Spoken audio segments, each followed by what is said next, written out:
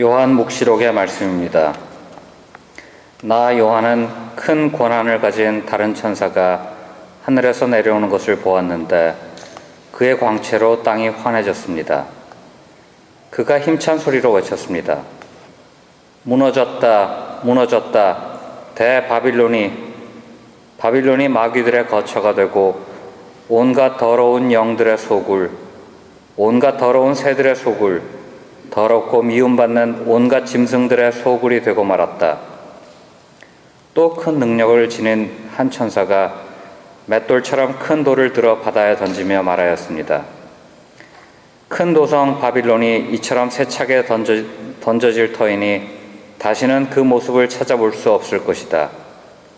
수금 타는 이들과 노래 부르는 이들, 피리 부는 이들과 나팔 부는 이들의 소리가 다시는 내 안에서 들리지 않고 어떠한 기술을 가진 장인도 다시는 내 안에서 찾아볼 수 없으며 맷돌 소리도 다시는 내 안에서 들리지 않을 것이다. 등불의 빛도 다시는 내 안에서 비치지 않고 신랑과 신부의 목소리도 다시는 내 안에서 들리지 않을 것이다.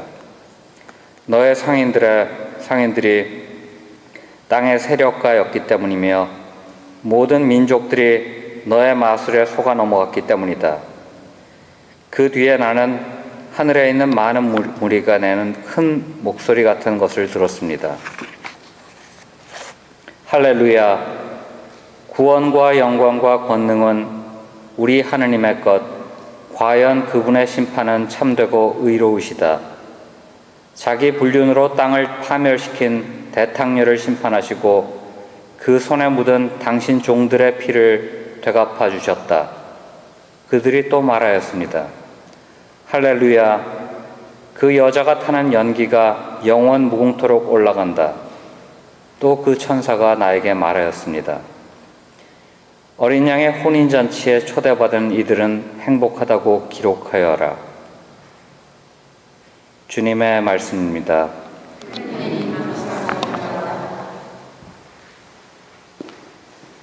어린 양의 혼인잔치에 초대받은 이들은 행복하여라. 어린 양의 혼인잔치에 초대받은 이들은 행복하여라. 온 세상아 주님께 환성을 여라. 기뻐하며 주님을 섬겨라. 환호하며 그분 앞에 나아가라. 어린 양의 혼인잔치에 초대받은 이들은 행복하여라. 너희는 알아라. 주님은 하느님이시다. 그분이 우리를 지으셨으니 우리는 그분의 것, 그분의 백성, 그분 목장의 양떼라네. 감사하며 그분 문으로 들어가라. 찬양하며 그분 앞들로 들어가라. 그분을 찬송하며 그 이름 찬미하여라. 주님은 참으로 좋으시고 그분 자애는 영원하시며 그분 진실은 대대에 이르신다.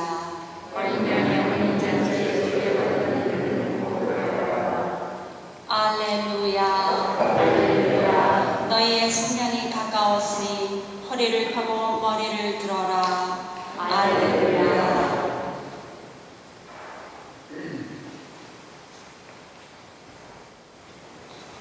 주님께서 여러분과 함께 루카가 전한 거룩한 복음입니다.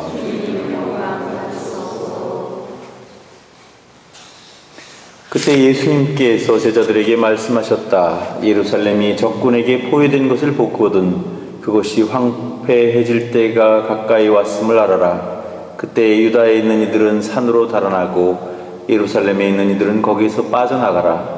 시골에 있는 이들은 예루살렘으로 들어가지 마라. 그때가 바로 성경에 기록된 말씀이 이루어지는 징벌의 날이기 때문이다. 불행하여라. 그 무렵에 임신한 여자들과 젖먹이가 딸린 여자들, 이 땅에 큰 재난이 이 백성에게 진노가 닥칠 것이기 때문이다. 사람들은 칼날에 쓰러지고 포로가 되어 모든 민족들에게 끌려갈 것이다. 그리고 예루살렘은 다른 민족들의 시대가 다 찰 때까지 그들에게 짓밟힐 것이다. 그리고 해와 달과 별들에는 표징들이 나타나고 땅에서는 바다와 거센 파도 소리에 자지러진 민족들이 공포에 휩싸일 것이다. 사람들은 세상에 닥쳐오는 것들에 대한 두려움, 예감으로 까무러칠 것이다. 하늘의 세력들이 흔들릴 것이기 때문이다.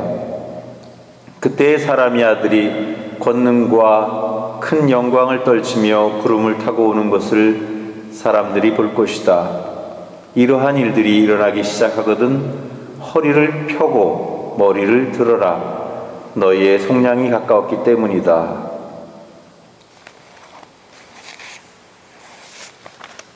주님의 말씀입니다. 해와 달과 별들에는 표징들이 나타나고 땅에서는 바다와 거센 파도 소리에 자지러진 민족들이 공포에 휩싸일 것이다. 여러분은 이런 성경 구절을 읽으면 어떤 느낌이 듭니까? 아무렇지도 않아 이제는 여러 번 들어봐가지고 무서운 느낌이 들죠. 그리고 실제로 보면 요즘 자연재해와 기상이변으로 인해서 우리가 상상할 수도 없는 그런 강력한 그 자연재해가 닥치고 또 굉장히 거대한 쓰나미가 밀려오고 그래서 인간이 어떻게 해볼 수 없는 그런 재난을 당하고 고통을 당하고 죽음을 당하고 그럴 때가 있습니다. 그런 모습을 보면서 사람들은 두려움을 느낍니다. 그러나 우리는 성경을 그런 식으로 해석하면 안 됩니다. 성경에 나오는 오늘의 말씀은 오히려 구원의 날에 대한 희망을 걸고 있는 것입니다. 사실 성경이 쓰여질 무렵에 그 당시에 이스라엘 사람들에게는 큰 고난이 있었습니다. 로마의 그런 식민지 지배하에서 허리도 한번 못 펴보고 그냥 고통과 핍박을 당하면서 살았고 또 뿐만 아니라 초대교회 때에는 여러 가지 심한 박해가 있었고 사자우리에 들어가서 배고픈 사자들에게 잡아먹히는 그런 끔찍한 그런 고통을 받고 신문을 받고 고난을 받고 그런 그야말로 죽음을 목전에 두고 살아야 되는 그런 아슬아슬한 순간들을 넘겨야 했습니다. 그런 순간들에게 오히려 주님이 오시는 그 날은 이렇게 공포스럽게 표현되긴 했지만 오히려 그날이 구원의 날이라는 것을 우리는 알아야 됩니다. 그래서 앞에 나오는 그 현상들에 대한 것이 강조점이 아니고 오히려 뒤에 나오는 말씀이 예수님께서 실제로 해주시고 싶은 말씀입니다. 그래서 이러한 일들이 일어나거든 너희는 뭐를 피라 그랬어요? 허리를 펴고 하늘을 보라 그랬습니다. 우리가 일상을 살아나가면서 너무 바쁘게 진짜 허리 한번 못 펴보고 그렇게 바쁘게 살지만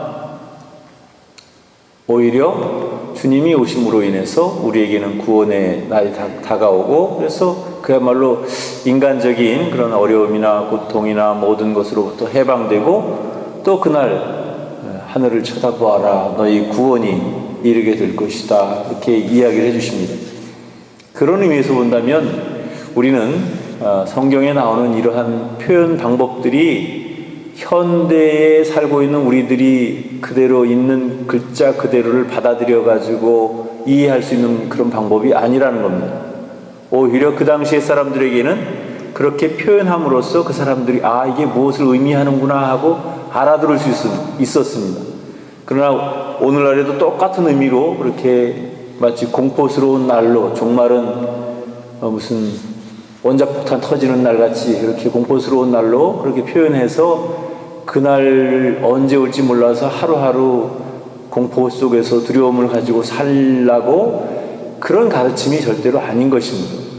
오히려 그런 날은 주님께서 오시는 날이고 그렇기 때문에 표현은 그렇게 두려움과 공포 속에 그렇게 표현되어 있지만, 그렇지만 우리에게는 오히려 이 세상에서의 모든 고통을 끝내고 정말 영원한 행복을, 구원을 얻을 수 있는 날이라는 그런 희망찬 메시지가 그 안에 담겨져 있는 것입니다. 비록 오늘을 살고 있는 우리에게는 별로 그렇게 감동적인 이야기로 들려오기보다는 두려움과 다소 공포를 주는 그런 이야기로 들릴지는 모르겠지만, 정말 죽음을 목전에 두고 언제 죽을지도 모르는 또 그 고통과 온갖 억압과 핍박 속에서 사는 사람들에게는 오히려 주님이 오시는 그날이 구원의 날이고 또 그 날이 해방의 날이라는 사실을 아마 그 사람들은 알아들었을 것입니다. 그것이 바로 성경에서 표현하는 묵시문학적인 표현 방법의 또 그 표현이기도 하고, 또 우리는 그것을 알아듣기 위해서는 여러 가지 한계가 있다는 것, 2000년, 최소한 2000년이라는 시간의 차이가 있고, 그때 당시의 사람들의 사고방식과 지금 우리들의 현실과는 조금은 이해하는 각도가 다를 수 있다는 것. 물론 공통적인 것은 하나 있습니다.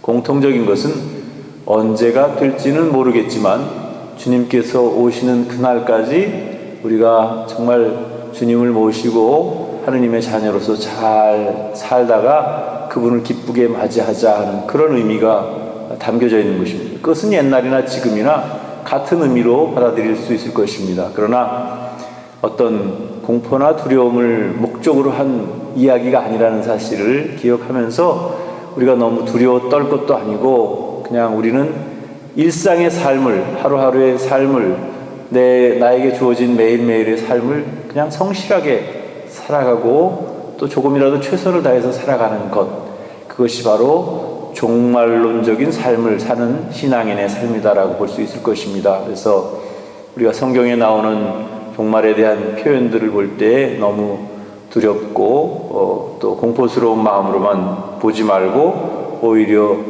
주님의 날이라는 사실을 꼭 기억하면서 희망과 기대를 가지고 그 날을 기다리는 참 신앙인의 그런 자세를 갖도록 했으면 좋겠습니다.